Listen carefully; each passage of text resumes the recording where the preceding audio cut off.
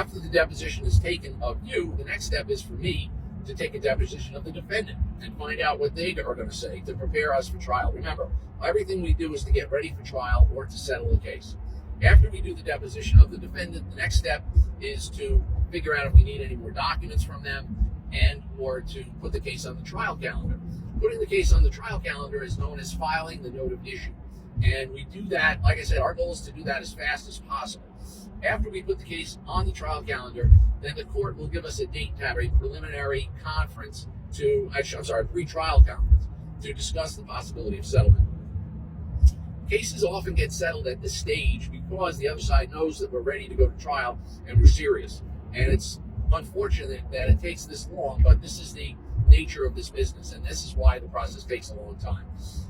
And so we will go in and do a settlement conference. Sometimes we do what's called a mediation, and that's where we pay an outside mediator, who's usually a retired judge, to be the intermediary, the middleman that helps us settle the case. In other words, they'll listen to our arguments as to why the case should settle for a certain amount. They'll listen to the defendant's arguments, and then they will come to a conclusion, and they will present their conclusion to us about how much the case should settle for to compensate the person, the individual, for their pain and suffering, for their lost wages and their medical bills.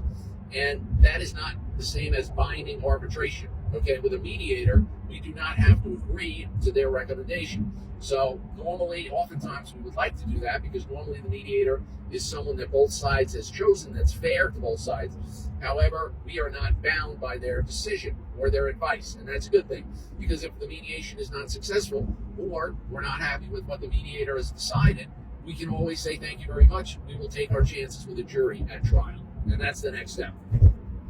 When we're getting ready for trial, okay, the good and the bad and the ugly about trial, okay? The good about trial is that I'm an experienced trial lawyer. I've done over 100 trials. I've taken over 100 verdicts. I've picked over 2,000 juries in my experience. Now, the good thing about the trial is that you're going to have an experienced trial lawyer that knows what they're doing to take your case to verdict, and that would be me. Now, the bad thing about trial is that it normally takes a long time to schedule the trial. The courts are backed up, and sometimes it's taking over a year to get a trial date. Because of COVID, everything got backed up. The other thing about trial is that it's stressful, okay? It's not stressful for me necessarily, but it's stressful for the parties that are going to have to give testimony. If you're comfortable with that, that is great, okay? If, on the other hand, it is something that you're going to find too difficult, then we understand, and what we try to do is just prepare you very, very well for trial. And that's what our claim to fame is. You'll meet with me no less than 5 times to discuss your trial testimony, to prepare you for cross-examination. Remember, the other side, their goal is to try to make it look like the accident or the malpractice was somehow your fault. Whereas my job is to explain to the jury, no, this is their fault. They didn't do something correct. You weren't given the proper information for the loss for the surgery, and so these are your injuries, okay? I'm condensing this just to try to make this video a little shorter. Now, at the end of the day, we'll ask the jury for a certain amount of money.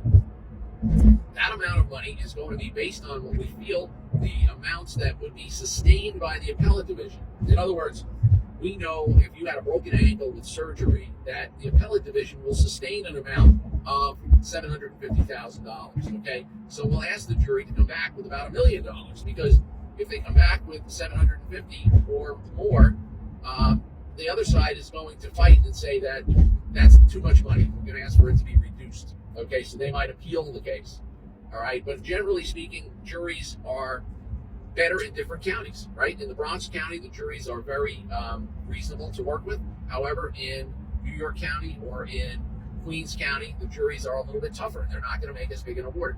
So, generally speaking, I just wanted to give you this overview and let you know that if you have any questions, you can always reach me directly at 844-NEIL-RED, and I'm available almost 24/7 to answer your questions, but we'll do the best possible job we can for you and get you the best results. Thank you very much.